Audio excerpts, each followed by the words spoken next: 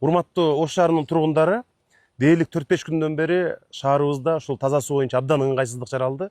Биз дагы абдан кабатыр болуп, ушу жетекчилер күн-түн аракет жасаганына карабастан кырдаал эми гана жөнгө салынды.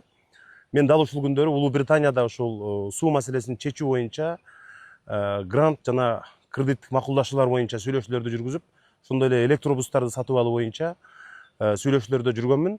Мына азыр Ош шаарында бардык чейшелүү жетекчилер менен биз бүгүн жыйындарды жеринен өткөрдүк. Тилекке каршы былтыркы 6 айга караганда быйылкы 6 айда өзгөчө кырдаалдар министрлигинин маалыматы боюнча 4 эсе көп сел жүрдү. Ошту суу менен камсыздаган ошол эле Папан суу сактагычына суу сактагычындагы абалды өзүңүздөр көрдүңүздөр. Ошту суу менен камсыздаган Зымырык, Кызыл Кыштак жылгаларындагы селдерди өзүңүздөр көрдүңүздөр интернет улактарынан. Мына ушундай селдин кесепети шаардыктар үчүн абдан чоң түйшүк жаратты.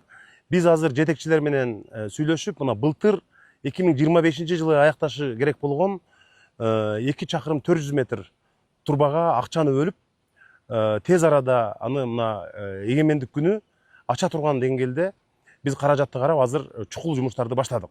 Мен дагы катардагы шаардыктардай эле буга чейин таза суу маселеси жамгыр жааганда эч кандай проблема болбойт деген сөзгө мындай чын жүрөгүм менен ишенип келгем. Бирок биз азыр чукул аракеттерди баштадык. Мына 2 чакырым 400 метр жерге ушул турбаларды тартып, ишти тез арада ушул 3 айдын ичинде маселени чечебиз.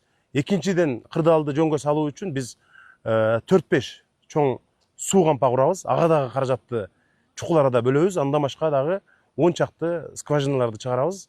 Мына ушул менен биз кырдаалдан чыгабыз деген чоң үмүт менен аракетибизди жасайбыз. Мындан ары мындай көрүнүш кайталанбаш үчүн шаар бийлиги максималдуу түрдө аракетибизди көрөбүз, чукул чараларды көрөбүз, акча каражатын бөлөбүз. Мындан ары ушул маселени жаратпаганга болгон күчүбүздү жумшайбыз.